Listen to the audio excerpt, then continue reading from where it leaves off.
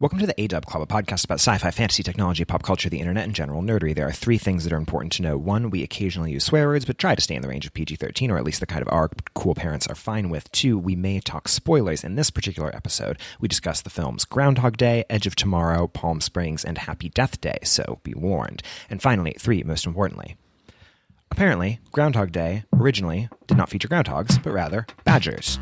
With that out of the way, welcome to the clubhouse. We have snacks.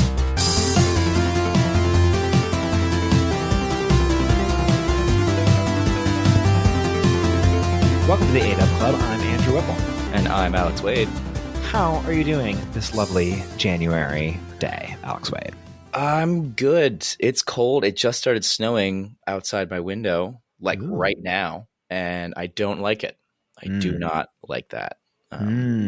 Yeah, it snowed last night, and I was planning on going on a Trader Joe's run this morning, and then I went outside and saw that there was like 4 inches of snow and thought, you know what I'm going to do? Not that. It's good. Yeah. I also just got invited to a wedding that's in a ski resort. I don't know if there's going to be skiing component to it, but I hope so. That's fun. That's exciting. Yeah. Destination wedding. Yeah. I think this is my first.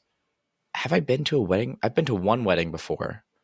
I'm not a wedding person. I guess people just don't invite me to their weddings. It's kind of sad. Yeah, I've been to a couple of friends, at least. There's a few of family members, but then I think I've only gone to 2 friend weddings, one of which is where I reconnected with my current girlfriend. Sure. Yeah. But we're not here to talk about weddings necessarily. We actually might be here to talk about weddings. Actually. Now that I think about it. But what are we here to talk about, Alex Wade? We're here to talk about time loops. Also, by the way, I did just get invited to a wedding in Utah. Yeah, it's a ski resort. Yeah. Ooh, that'll be fun. Yeah. Yeah. I've only gone to a couple weddings of friends, but one happened to be the one where I reconnected with the person that I'm currently dating, which is pretty cool. Oh, 10 out of 10. Good job. 10 out of 10. Yeah, but we're going to be talking about time loops and what makes a good time loop movie, but also a work of fiction, because there are some other, there's a podcast we have listened to in the past called Adventure Zone that has a time loop in it. So I asked the question, and now what's the answer? What is the answer? I think what makes a good time loop movie is it being a good movie about a time loop. That's yes. my final answer. I think I'm sure I've said this before, but like all science fiction, while really cool, is best served by the story and the plot and the actual content of whatever is happening. Like, that's why I love science fiction, is because it asks what if questions and puts people in interesting scenarios. But if it's like a real story, then like that's what makes it a good story, I appreciate you taking my stupid bit entirely seriously and turning it into something that's actually very cogent and a good lead into the rest of this conversation. But yeah, no, I think I totally agree with that.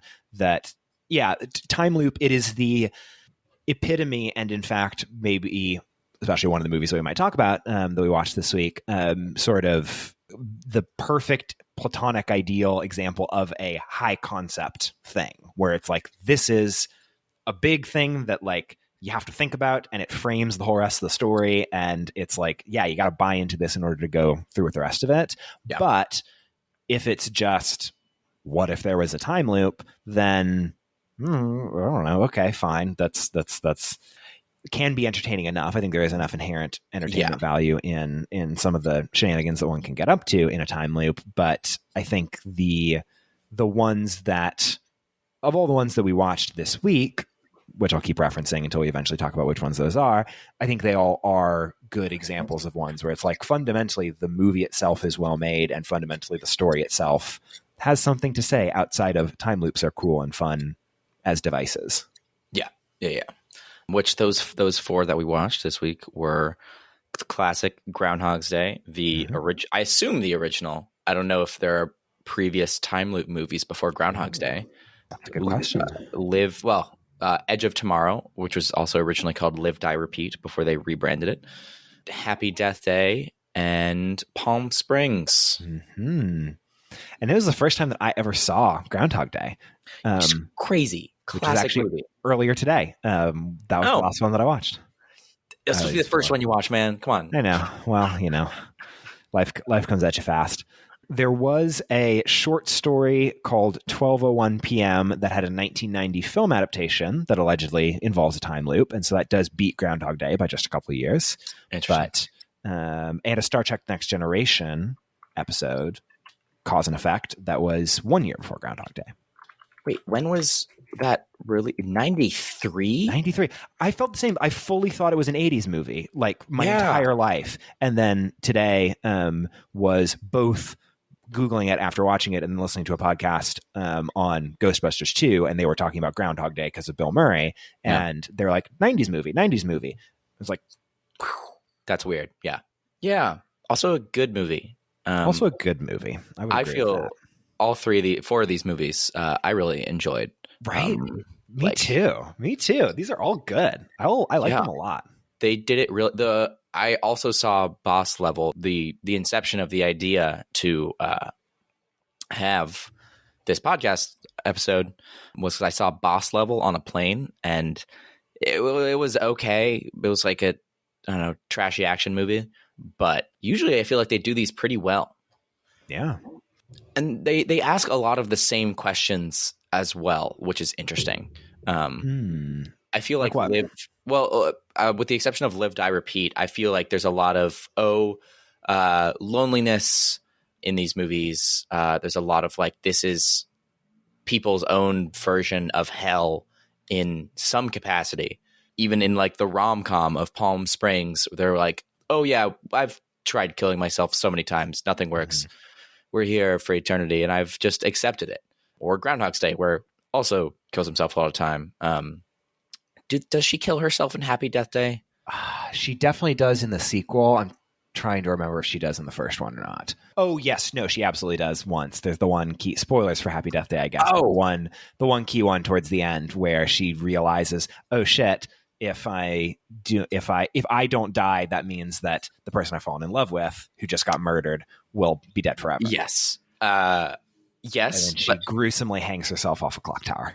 Yeah, but the reason why she did that, also that scene, I was like, oh my God, like the snap, the drop was rough. But no, she killed herself, but not for the sake of despair. Oh my God, my life is awful because I'm alone in this world, in this day, over and over again.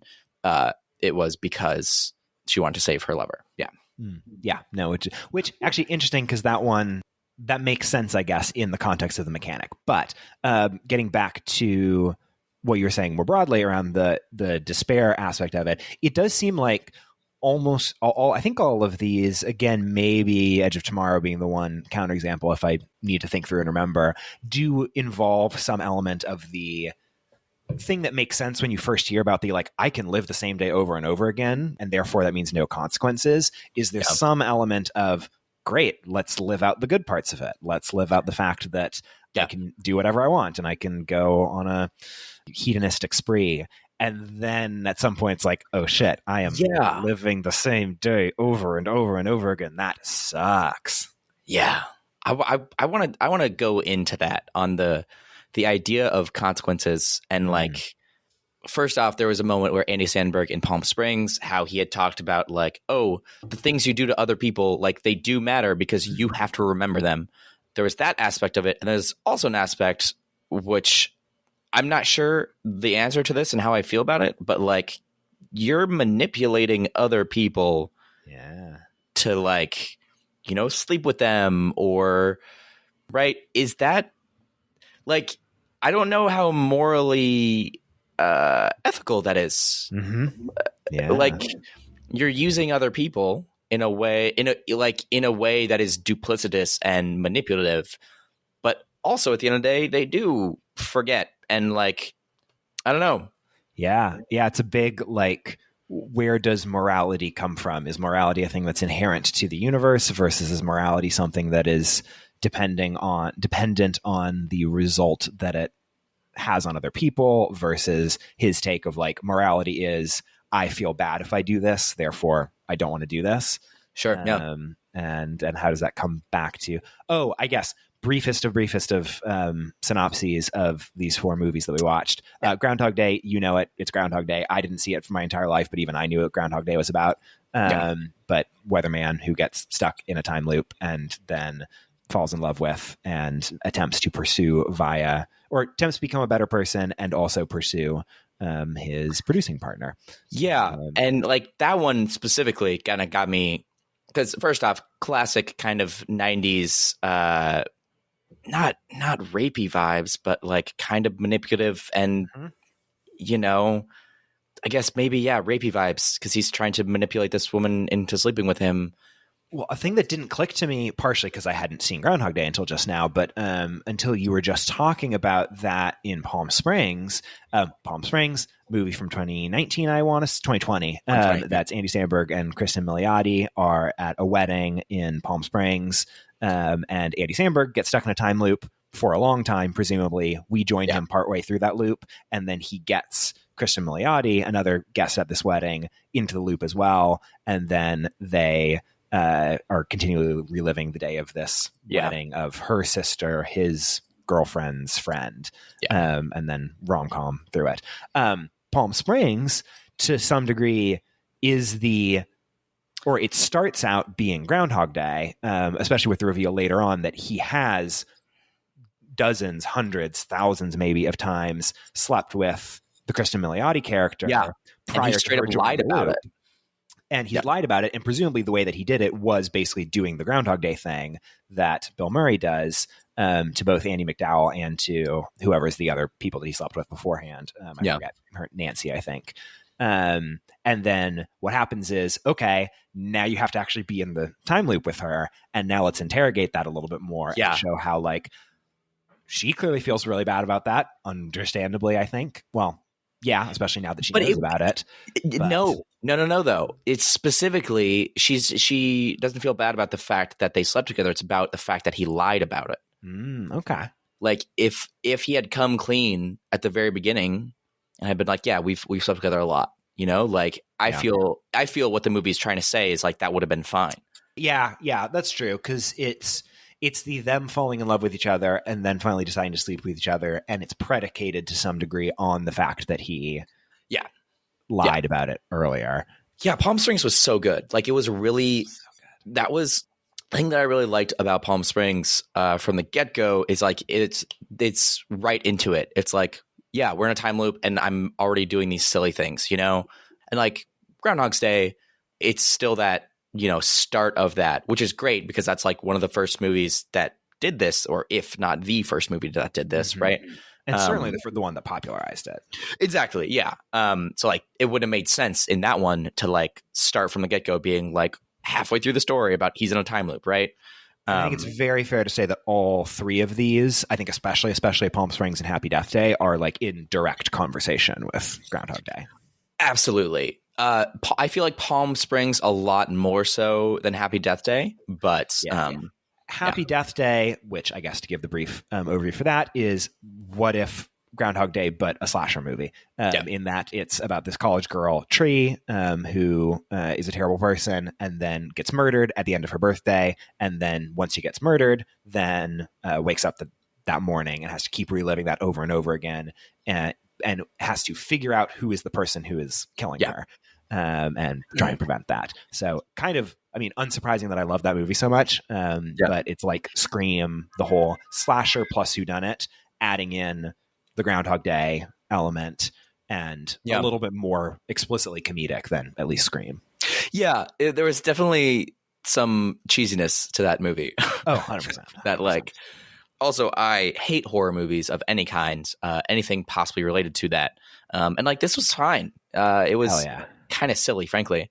Hell yeah, that rocks. Yeah. Oh, I guess also Alex knows this, but Happy Death Day, one of my favorite movies of all time. Yeah. One of my favorite movies of the last 10 years. It's incredible. I love it.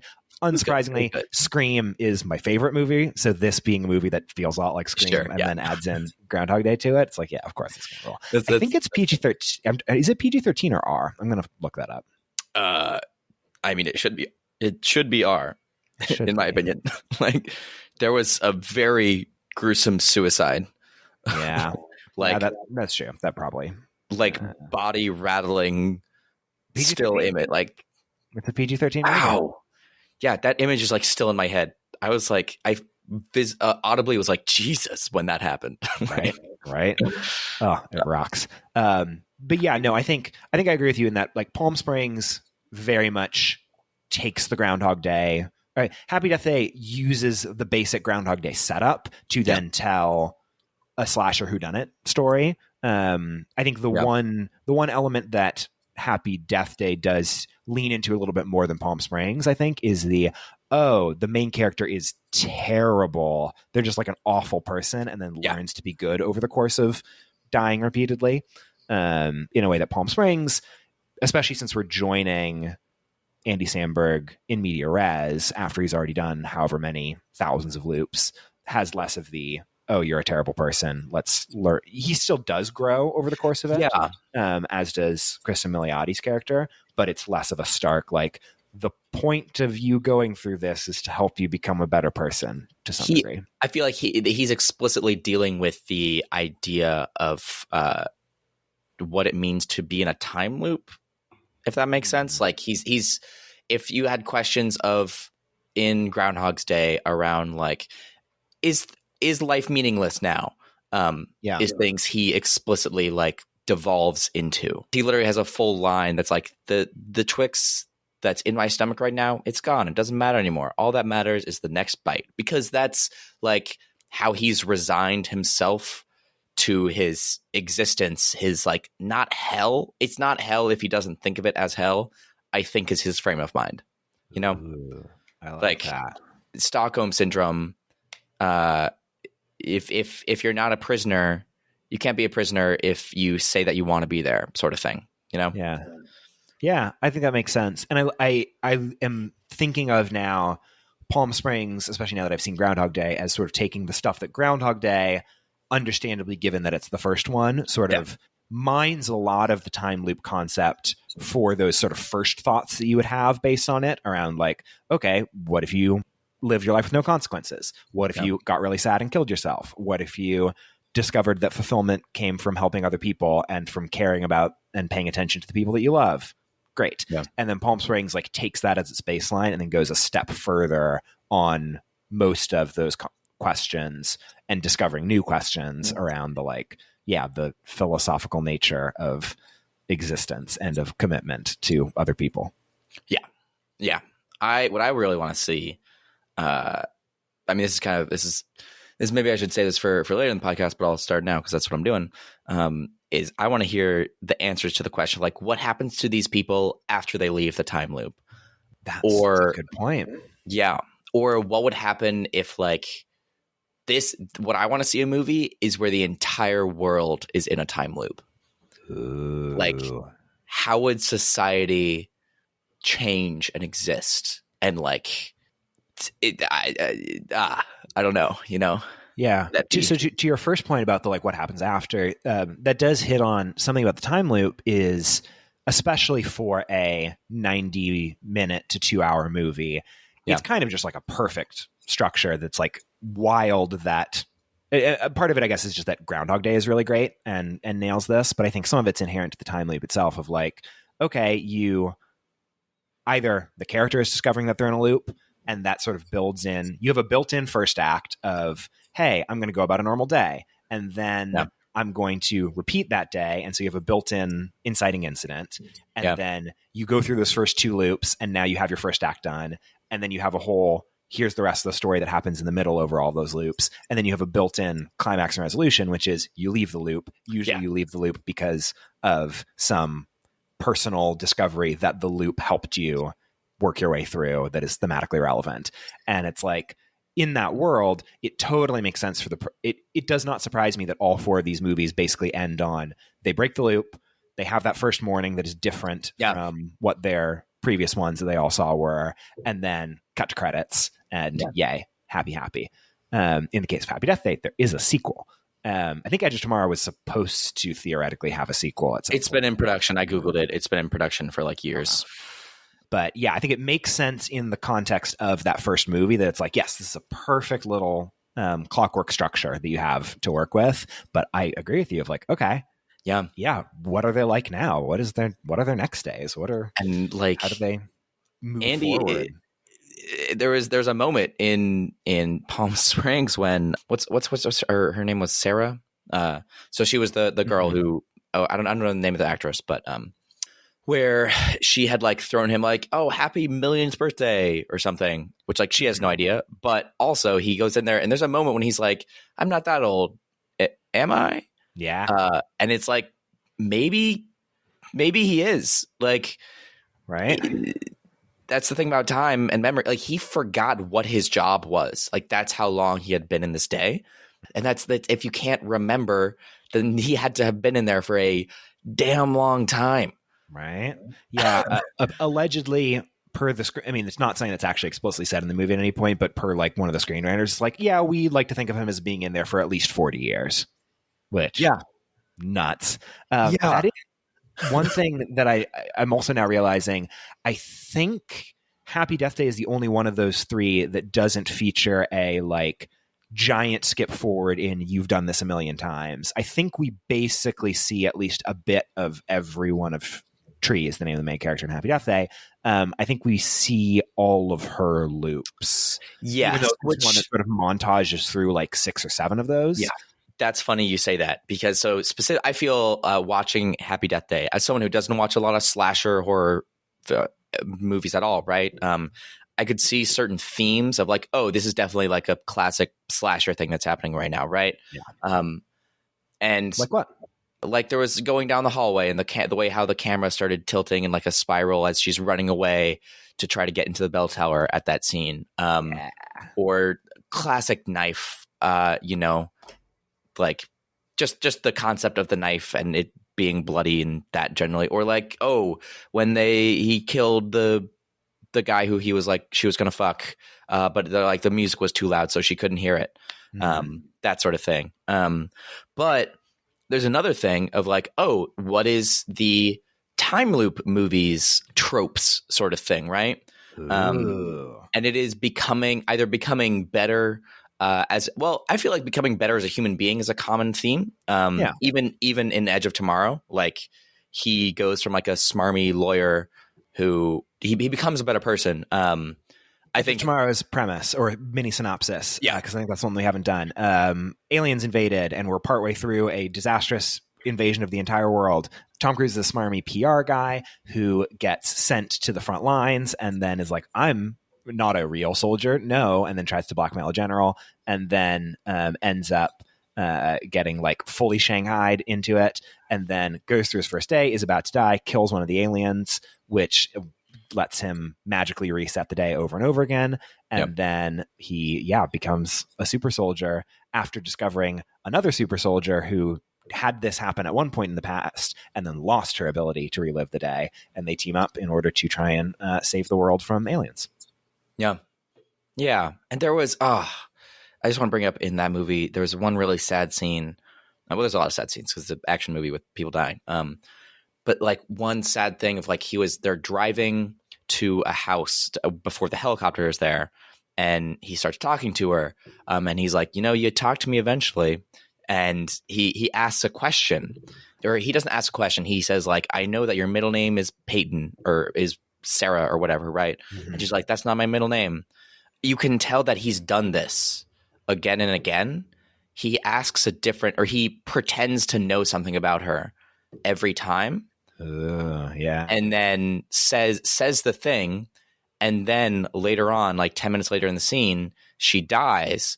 But the last thing that she says before she dies there is like, here's my middle name, right?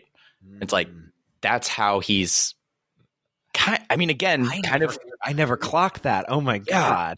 That's how he's kind of manipulating her into, revealing things about herself. Yeah. And that was also a theme throughout the movie of like getting to know someone through this time loop. Right. Mm-hmm. And he falls in love with her throughout the course of the time loop, even though she is continually saying like, don't get to know me. Like it'll hurt, because she dies every single time. Yeah. And like, she went through that as well with someone and they died every single time. And she's like, just it's better to be distant with me. But he doesn't listen, and he doesn't do that, obviously, because he's a man and she's Emily Blunt. And anyway, yeah. Yeah, Emily Blunt rocks in that movie. Oh my God, she's so good. As is Tom Cruise. But yeah. Edge of Tomorrow rules. Yeah. These are all great movies. All great movies. I really like them. Yeah, it is interesting and I suppose unsurprising given the conceit and the structure of the time loop and of the repeating things over and over and over again. But all four of them feature that same trajectory of the protagonist falls in love with someone over the course of repeating all the days. Palm Springs tweaks it a little bit in that they're in the time loop together as opposed to in Happy Death Day, Edge of Tomorrow, and Groundhog Day. It's protagonist is in the time loop, other person is still outside. But I guess there's something to be said about that. Like, you spend a lot of time with someone and you learn more about them and you fall in love. That is what I meant to mention before of the tropes that I saw of the horror movie, but the tropes that I saw of time loop movies in Happy Death Day. It was kind of weird to see her become a better person when she only had like maybe 10 or 15 total loops. Maybe a bit more than that, but like over the course of like maybe a month, maybe 2 months, at most. And for some reason she becomes a better person because being brutally murdered by someone is going to be a shock to the system. But I agree. I think it's a bit hand-wavy in my opinion. It follows the same movie timeline as all these other movies in that like she gets better at the same points in the running time of the movie Happy Death Day as your Tom Cruises, your Bill Murray, your Andy Sambergs, etc., and Kristen Milioti, because she's also kind of a bad person. But it's in her case happening over the course of like 15 loops as opposed to happening over the course of 40 years of And like that's also, I love that as well of these time loop movies of like the concept of becoming insanely good at things and like spending this time getting better, not just like as like a morally better person, but also as like in Bill Murray gets amazingly good at piano. Which, if I want to be pedantic, would you get good at something that has like muscle and like coordination things versus getting good at just mental things? Like I thought that about the piano specifically, where I was, and the ice carving in Groundhog Day, where I was like, well, but if your brain gets smarter, but your hands aren't yet. Question mark. That's interesting. Also, that's so wildly not the point of the film. No, certainly not. But still, technical. Even Edge of Tomorrow, for that matter, I guess, because it's like, I mean, it helps that Tom Cruise is like cut from the beginning because he's Tom Cruise, but but at the beginning they were like, oh, he's a schmeeb who can't do shit. Yeah, no, these all rule. What makes a good time loop movie? What makes a good time loop movie? I would add, though, that like, again, for the tropes of it, of like, it's such a fun trope, someone getting really, really good at a thing because they've practiced it for 1,000 years is very fun, which I guess Happy Death Day doesn't really have that. Yeah. It has her like memorizing things of like, oh, here's the car horn, here's the guy falling down, here's this and that, right? Right. That's one thing that does a good time loop movie has to have there's like the 7 to 15 noticeable things that you see on the first time that you run through that then you repeat with slight tweaks on those other loops. Which I think Happy Death Day was a bit in your face. Okay. Like it rocks. It's great. I enjoyed Happy Death Day, but I have some criticisms of it. Like the first time you went through the day, it was slow. It wasn't slow. It was like, oh, we're showing you the things that are gonna be repeated. Like, right. Is how I felt when I saw it, and it was a bit. Yeah, no, that's fair. Yeah. It was a bit like, okay, like since I know what the conceit of the movie is, like, okay, sure. But also, I think Palm Springs.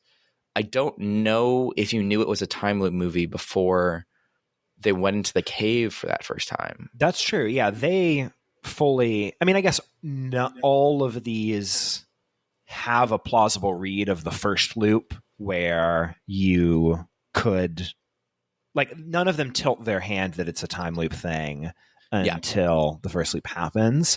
But I do think that like, to your point, Happy Death Day is of the four of them, the one that is the most like, okay, you're pointing out a lot of weird things going on and just sort of noting them.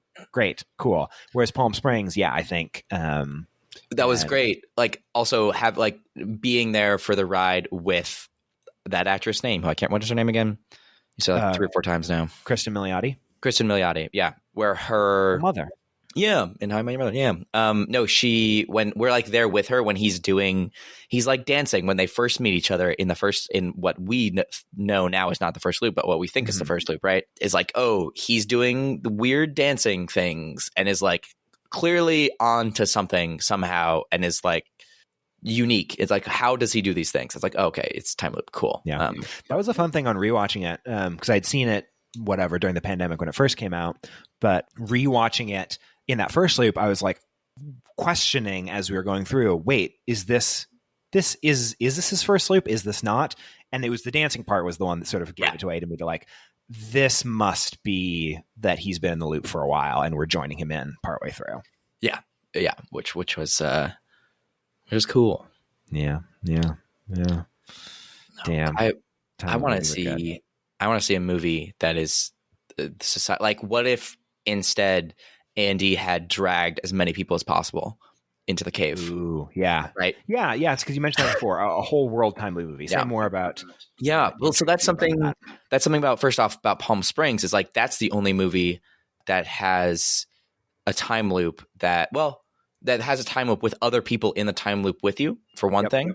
Edge of Tomorrow, there is other people who know about its existence first. So it's like he's still alone in the time loop, but like he has people to talk to for the most part. But I think that sense of being alone is really kind of a huge part of time loops in general. Of just like you have no one to talk to, and kind of existence feels kind of meaningless because everyone feels like they're just drones who are. I feel like I would lose my mind in the sense of the concept of free will feels no longer like it exists. Because everyone's just dominoes you're pushing down anymore. But no, whole world time loop. Like, I think that would be a very interesting concept of like, how would society develop from there? Like, people restart the day. There's going to be people's in airplanes. There's going to be people who are terminally ill. There's going to be people on their wedding days, and then society will just have to reset every day. Like, what things become meaningless, but like you still have relationships, but just not things like scarcity anymore, or like what, Wow. Yeah, because I guess at some point it gets to the only thing that is true. It's you always start back to wherever the day started, but you can, in theory, if everyone else is remembering, still have a life that progresses from day to day. It's just that you will always wake up in this place, and you know that, like you said, scarcity wise, like however much food there was, how much coal to burn, etc., will always be reset. That would be very interesting. Of like people. So like the first time it happens, and it would be interesting to see that to the like, oh, we're in year 200 now since the time loop happened, right? It'd be interesting to see like what sort of societal things would be able to worm their way into continuation. Because I'm thinking about like, okay, you would wake up with the same amount of money that you had, but also if money at the end of the day is an agreement between banks to say you have this much money, could they not theoretically just be like, we're all like, tangible things that would be left would be reset? But like, if people just agree to say, actually, no, money doesn't matter anymore, money and you spent yours. Basically, my way of saying like, I'm sure that there's a way for capitalism to fuck that up somehow and make it miserable. And that's where you're going with this. Okay. Yeah. I mean, wow. I was thinking the opposite of like, oh, all homeless people now immediately doesn't matter anymore. They have homes and they don't gotta like scarcity wouldn't exist anymore, right?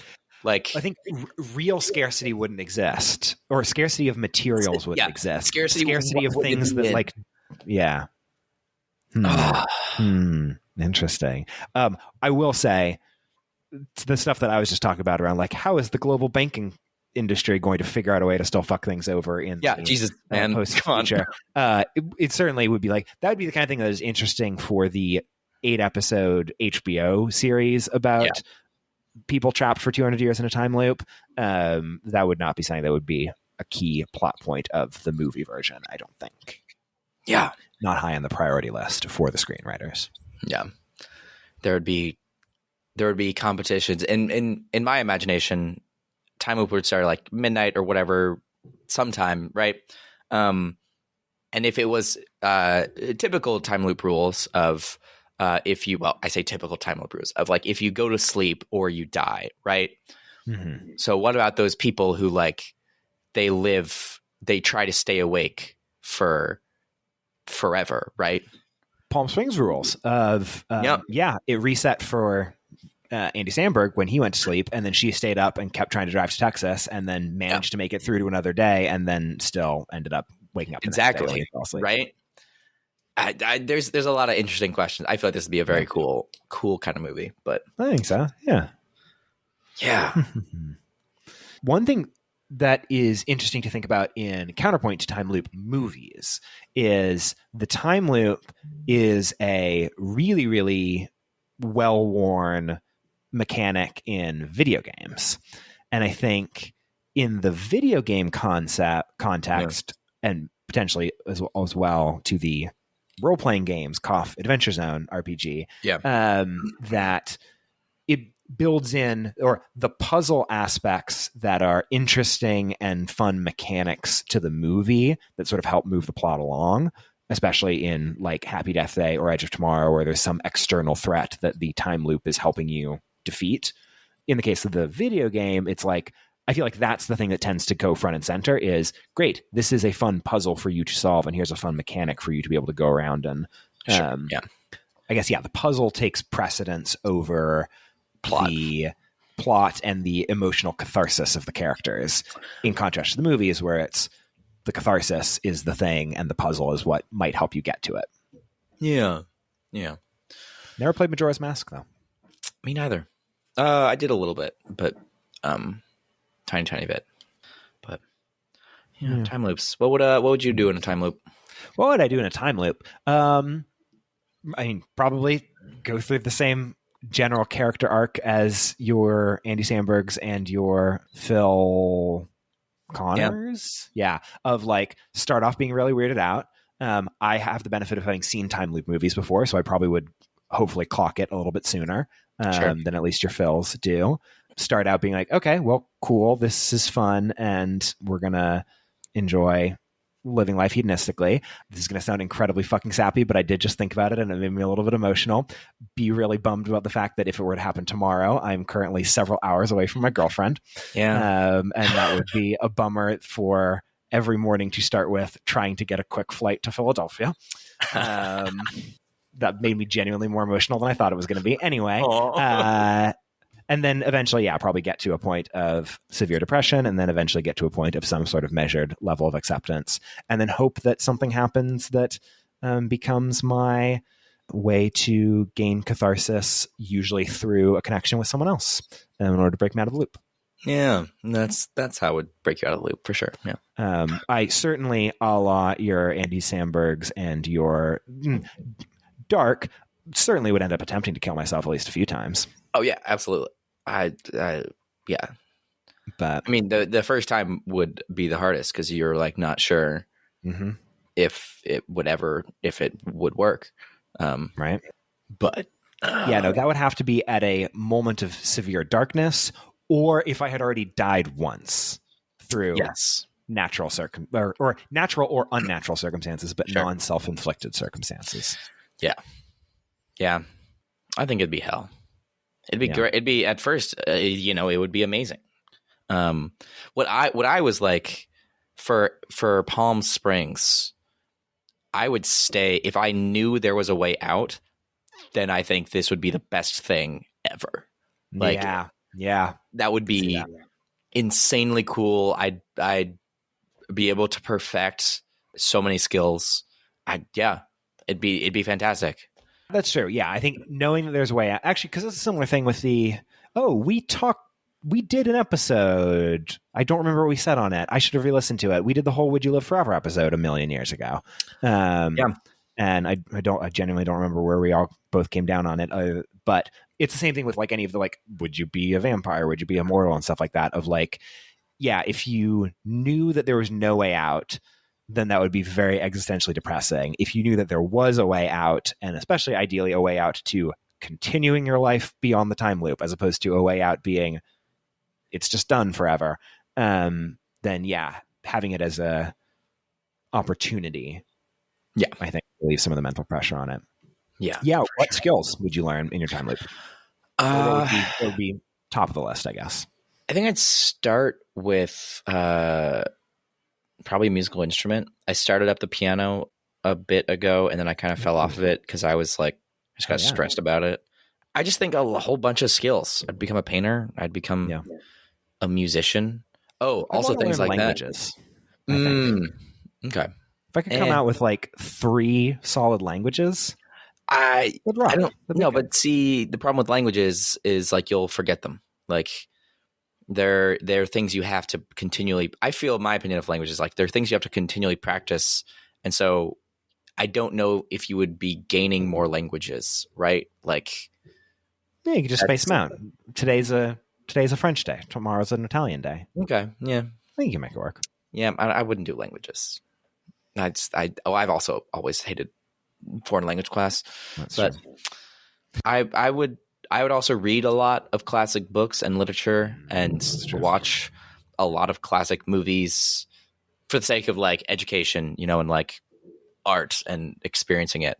And hey, because you're never going to get a new one. I'm never going to new. Or there would be no new movies. There would only ever be old movies. Oh my god. Oh wow. Which I mean, like there's enough movies now that you could go through many, many years of the loop to be fine and never have to repeat. But yeah. Wow.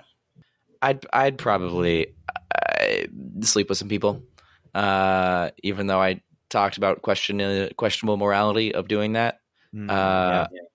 I say that now, and after years of loneliness, I'm sure that would be probably. There's also totally kosher ways of doing it. Like if you can land it on the first try. Is that the rule? Is that like? Or I think that is fully kosher. Like there can be no argument that that's bad. Absolutely. Yes. Is it the only acceptable version? Interesting. Yeah. I don't know. It's hard. Another thing to your earlier point around, hey, the sci-fi conceit of the thing should be there to serve the story as opposed to the other way around. And I think all 4 of these movies are really, really great examples of that. Yeah. Jumping back earlier to what I said about how the time loop movie is like a perfect structure, a thing that I was thinking is like, it's kind of insane that there aren't just like 5 time loop movies every year because like it writes itself basically. Yeah. But there aren't, or if there are, we forget about most of them and mostly are remembering these ones that do it really well. And I think a part of that, which I think I have a good idea about it for Palm Springs, Groundhog Day, and Happy Death Day, or at least plausible versions, is I do think the time loop itself ties into whatever is the core thematic thing that movie is interested in exploring, especially in their main character. Yeah. I think Groundhog Day, by virtue of being the first one, it is, I think, fairly clearly about like Phil is an asshole. Phil needs to learn to like other people. The time loop helps him do that. Yeah. Happy Death Day, I think she is overcome with grief from her mother's death. This gives her the chance to process that grief. To me, is like that's the real overriding thing. Secondarily is the whole like she's an asshole. I think marriage is the big theme of Palm Springs, especially the like you're committing to just being with this person, and there's that one line towards the end, right before they leave the loop, is the like, what if we get sick of each other? Is her big fear, and he's like, we're already sick of each other. It's great. Yeah, it's the best. It was a great line. And it's like, okay, that's what this movie's about. I don't know what the time loop. What is the version of that for Edge of Tomorrow in terms of like what the time loop is? I think part of it is taking that risk of getting to know someone, even though you see them and you know you're gonna more likely than not see them die every day. Ooh, okay. And like that, the bit at the end where there's at the end of Edge of Tomorrow, he gets like he like loses the ability because he gets a blood, because that's the conceit of it, of like, oh, you get someone else's blood, therefore you lose your superpower. But he accidentally gets the thing again when they go on a suicide mission to destroy the hive mind, which resets him back for a final time. And then, turns out Emily Blunt is still alive, so he gets to go and, talk to the girl, right? Yeah. But him and I feel like he was learning to be a better person for sure. Like he didn't want to, contribute to the war effort. He tried to blackmail a general and thought he was better than people because, he's like, I do this so I don't have to do that. Is like straight up what he said, Interesting. Yeah. I like that. I like that idea of like, taking that leap into the unknown, connecting with someone. Yeah. Yeah. Time loop movies, man, they're good. They're damn good. I wish there were more. They're damn good. Frankly. I mean, I'm looking at this whole Wikipedia list of mostly movies I've never heard of. Oh, but yeah, that's a problem. I'm assuming I'm assuming some of them are good and are hidden gems, and that some of them are bad, or most of them are bad. Yeah. And some of these also are like, okay, yes, Doctor Strange does technically feature a time loop, but it's not a time loop. Yeah, it's not. The Final Girls is one that is on this list that I have seen, and is good. Not as good as Happy Death Day, but a similar sort of, or the premise is a kid whose mom, or a teenager whose mom died. Her mom was an actor in like a Friday the 13th type movie. And then they get sucked into, her and her friends get sucked into that movie, and then resets after everyone dies over and over and over again. And then similarly, it's about grief and learning to deal with saying goodbye to your dead mom. A la Happy Death Day, but just not as good. Yeah, that's fair. Closing thoughts, you think?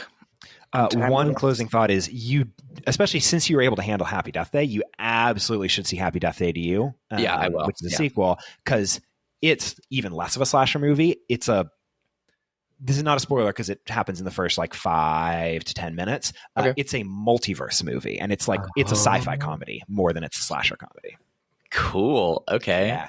That was one thing. After I saw it the first time, I was like, oh man, I think you would genuinely love the a but you'll have to get through the first one first. And so I'm really glad that we had an excuse to do this, and that it was one that was handleable. I forgot that Happy Death Day was PG-13. So if I remembered that, then fine. I think that would have been fine. But I also think I'm like, after watching this, I'm getting over just the generalness of my fear of the things. I need to go watch I Am Legend again, which was the first, that's not a horror movie at all, but it was very scary for me and caused me nightmares for weeks because I was like 10 or 12 or something. For sure. But I think I just got to watch it and get over that and enjoy a new genre of film. Hell yeah. So of the 4 that we watched, Happy Death Day is absolutely my favorite, because like as mentioned before, it's one of my like top 10 movies I've seen in the last 10 years or something like that. Yeah. But I think I would say, with the caveat that all of these movies rock and are really good, Happy Death Day 1, Palm Springs 2, Groundhog Day 3, Edge of Tomorrow 4. Interesting. And I think the Palm Springs Groundhog Day order of me liking Palm Springs more, I'm pretty sure is if I had seen Groundhog Day when I was like 12, I think Groundhog Day is suffering from the fact that I've seen the movies that are riffing on it before I saw it itself. Yes, absolutely. Even though I still really liked Groundhog Day, that like I like what Palm Springs does a little more, but that's because it's like, okay, yeah, I knew the story of Groundhog Day basically already going into it. Yeah, I'd say Palm Springs 1, Edge of Tomorrow 2, Groundhog's Day 3, Happy Death Day 4. And that's no indictment on Happy Death Day. They are all good. And like, I am a sucker for sci-fi action stuff in general, which is just what I love, seeing action movies and sci-fi shit. So like, that's why it's above Groundhog's Day. Makes sense. No, they all rock. Yeah, we weirdly haven't talked about Groundhog Day very much, but Yeah, that's fine. It's Groundhog Day. I mean, is there anything to say on Groundhog Day other than Bill Murray is really good? yeah. The supporting cast is really good. It's very funny. It's very sweet. There's a suicide montage that is comedic. I don't know why that popped up in my head. I really liked it. It's funny. Yeah. Oh, I just realized I didn't actually add it to Letterboxd this morning. Let me do that. Oh yeah. Also, there was a great callback in Palm Springs where Sarah, the character who's the actress who you've said 50 times by now, Kristen Milioti. I won't remember it still. Where she's like, oh, I know what this is. This is a karma thing. I have to go and do the karmically correct thing in order to get out of time, which is basically like, oh, Groundhog's Day. Like that's what he had to do. He had to do the karmically correct thing. And this is a great moment when she she does a thing. She wakes back up, immediately goes to Andy's character. It's like, nope, didn't work. Let's go drink. And it's like, yeah, cool. That's what I would do. Yep. Yeah. It's the original. It's the OG. And it is nuts how good it is and how it's just like, oh yeah, this is just a very good movie that takes what at that point was sort of an original conceit and mines it for about as much as a 90-minute movie or 90-ish minute movie should, with a great central I don't love Andy McDowell and the other person. She's okay. She's okay. I could think of a lot of people that would be better. Yeah. And doesn't feel like she frankly should be a love interest of Bill Murray. Like, it just doesn't fit well together. But, allegedly, Tom Hanks and Michael Keaton were both considered for the role before Bill Murray. Both of them, I think, would be really, really good. But it's hard to picture anyone other than Murray. Yeah. It'd be a different movie. Yeah. Yeah. The Tom Hanks one would probably be a little sweeter. The Michael Keaton one would probably be a little darker. Yeah. Yeah. Anything else about time loop movies? I don't think so. So I guess, what makes a good time loop movie? The same things that make a normal good movie. Yep, I would agree. I would also say use the time loop for something that is interesting and can't. Maybe that's a good way of putting it. You should not be able to remove the time loop. If you didn't have the time loop, you would not be able to answer the central dramatic question of the movie, which I think is true for all of these. Yeah, definitely. And also you should do some cool time loop shit, because if you're not going to do cool time loop shit, then what's the point? Yeah. I could actually see these movies all as without time loops, and they could exist. Mm-hmm. Except maybe Edge of Tomorrow. Well, I guess that'd just be some generic action sci-fi flick, frankly. Yeah. If you want to relive this episode over and over and over again, you certainly can. That's what podcasts are. Just download it and listen to it one more time. But if you want to get in touch with us, you can do that via email at theawclub@gmail.com. That's theawclub@gmail.com. You can also tweet at us. We're at the AW Club. That's at THEAWCLUB. You can find this podcast wherever fine podcasts are found, whether that's Google Podcasts, Apple Podcasts, or Spotify. And you can go to our website, which is theadub.club. That's THEADUB.CLUB. There you can find every episode we've ever done, as well as our topics guide, which is a list of all the different things that we have talked about, be they topics like time loops or time travel. Do we get to put this under the time travel list? I think yes, because you are technically traveling. You're just traveling back to the beginning. I would say it's technically a time travel movie. Okay, so if you click on time travel, you'll find this as well as our other time travel episodes, as well as if you click on things like Happy Death Day or Edge of Tomorrow or Groundhog Day. And you can also find our starter guide, which is a list of some episodes that we think are particularly good first ones to try out if this is your first episode listening and you want to see what else is up rather than going through and listening to 30-odd episodes. Because it's nuts that we've done 30-odd episodes. It's wild. Oh my God. It's one of the longest running projects that I've ever done. Cool. It's good. I like that. And I think with that, finally, we're done. AW Club out. AW Club out.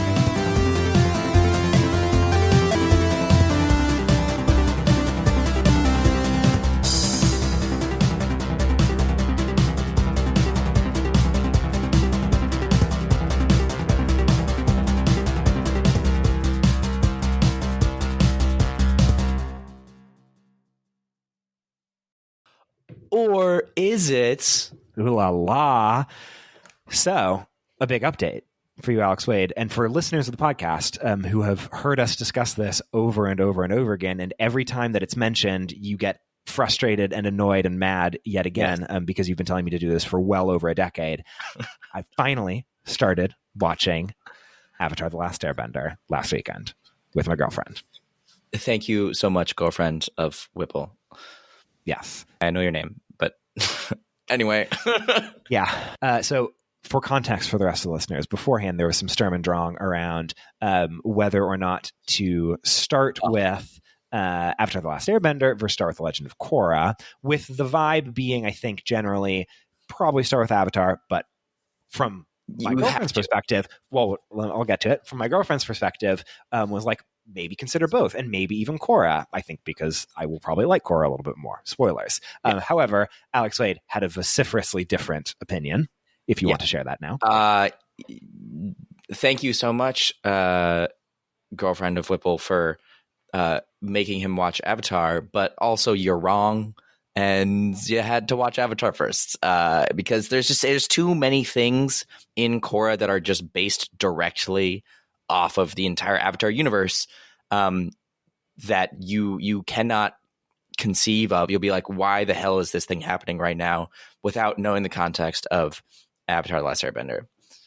Yes. Which I think is fair. And so, yes, we did start with watching Avatar last weekend. I think we got 3 or 4 episodes in. And what I will say is that I deeply, deeply respect both you and my girlfriend. And therefore, because you both love this show so much, and also because it sounds like from both of you, Legend of Korra is a show that I will really, really like. Yeah. I am going to power through, despite the fact that so far I do not like Avatar. These first couple of episodes. Yeah, the first 4, he's on the 4th episode. The first 4 are definitely children's show episodes. Especially the first 2 are very, very, very much so. And to that point, the third one, I mean, that was my overall takeaway was, so we had gone from watching Kim Possible to watching Avatar, and I was finding myself feeling like I want to go back to Kim Possible because that feels like more fun, and I'm liking that more. Like that was how kids show me Avatar was feeling. Which, no knock against Kim Possible. Kim Possible genuinely rocks. It's the best. Yeah. But totally holds up. In those first couple episodes was really being like, all right. Hey, girlfriend, I love you a lot. I'm going to keep watching this, but just so you know. And then by the third episode, there was starting to be little bits and bobs more of like, okay, I'm starting to see a little bit more, especially like some of the anime. Oh, that's the other thing is the animation. I don't like. It gets better. It's Nickelodeon, and it's a show that I'm sure was done cheaply the first time, and like they were doing the best with what they had, and blah blah blah. But even in that third episode, starting to see like, okay, some of this is getting a little bit more interesting, and there's some stuff that I'm visually seeing on the screen that are intriguing me more. I'm starting to get a bit of a hint of Zuko a little bit more, although he's still fully in his like, yes, I'm just the antagonist, but starting to see some interactions between him and the older person who I forget. Thank you. But yeah, no, right now I'm at the point where I'm like, I don't like Aang at all. I don't like Sokka at all. And I do like Katara. Katara, yes. Katara, which was an interesting counterpoint to my girlfriend, who is like, oh, yeah, no, I don't like Katara is the one that I don't like. Yeah. And I was like, oh, okay, cool. Maybe that will change as the show goes on. But so far, she's the one that is definitely the closest to an intriguing character that I want to follow based on what I've seen so far. I do know, and I can picture how Zuko, as the like tortured bad guy who is unsure of whether he wants to, I can picture a very interesting arc for him as he complicates going forward. So nothing I've seen so far has me interested in Zuko, but I have enough faith that will change as time goes on. Yeah. It gets better. Everything you said is very valid, and I agree for the most part with your assessment of the first like 4 episodes of it. Nice. But it's stick with it, and you'll fall in love. It'll be fantastic. Okay. It'll be great. Okay. And worst case scenario, I'll get through 61 episodes and get to Legend of Korra. Yeah. And Legend of Korra is They're both great. Oh, so that's, by the way, I just finished up a rewatch of Avatar. And then now I'm starting up on Korra again. I'm on season 2, I'm pretty sure, of the 4 seasons of Korra. But Nice. yeah, which is good. It's funny because like I have the review. You're only at 4 episodes right now, so we can't really like review them and talk about what I like and dislike too much. Like I feel like the 3rd episode, that was when they went to the Eastern Air Temple, right? Yes. Or one of the air temples. Like that's when it starts to get slightly more real and like I would agree with that. Yeah, he's like, oh, his entire culture has died, and he's the last airbender, and he's alone now. And that's the show gets into that sort of stuff. Like it gets into deeply powerful, sad things eventually. But yes, I'm excited. Dave Filoni directed it. Look at that. Dave who? Dave Filoni. He's a Mandalorian guy and I think Clone Wars guy. Oh, wow. Okay. But he directed the first 2 episodes. That's so cool. Yeah. Oh, that's right. So I'm looking at the Wikipedia page right now. And Giancarlo Volpe is a guy who used to host a podcast a million years ago that I started listening to the podcast because a person that I liked from the Pride and Prejudice themed web series that I really liked. Yes. That Lizzie Bennet Diaries? Exactly. But someone who was on that was friends with them and went on their podcast. And I started listening to the podcast. And at that point, there was like 5 people that listened to it. And I followed them on Twitter and then like genuinely talked. And like he followed me on Twitter for a little while. He's one of the recurring directors I'm seeing for a lot of Avatar. So that's fun. I had forgotten about that. That's cool. Wow. I certainly have not interacted with him in at least like 5 years. Okay. Well, but yeah.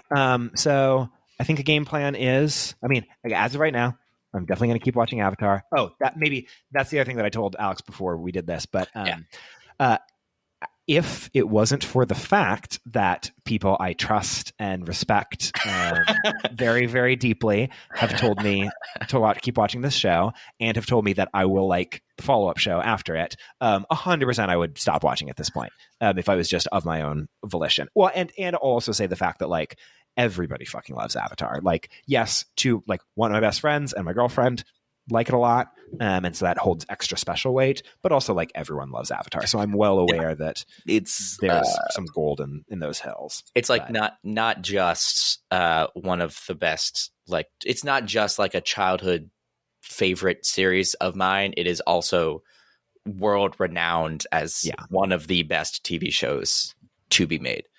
Yeah. And I am curious to see how much of it, like with anything of rewatch, the same thing that happened when we watched Buffy, of like how much of it holds up decade plus 2 decades, maybe even after the fact, decade and a half. I mean, and how much of it is it being incredibly influential for it in 2005 and 2006 and being very influential on the stuff that came later. And then now me watching it, especially watching a kids show as an adult, a decade and a half after it and after all the stuff that presumably is inspired by it. How much of it is I can see what you did there and I respect it versus this genuinely holds up and is great the first time through versus time has moved on and maybe left this behind. I'm sure it'll be a mix of all 3 of those. Yeah, I'm interesting to hear your answer on that because for me, rewatching it is like, yes, I rewatch it frequently, so it is always holding up. So it is never something that I forget about, so it's not holding up. It's just me seeing it again. Does that make sense? Yeah, totally. But I'm excited for your journey.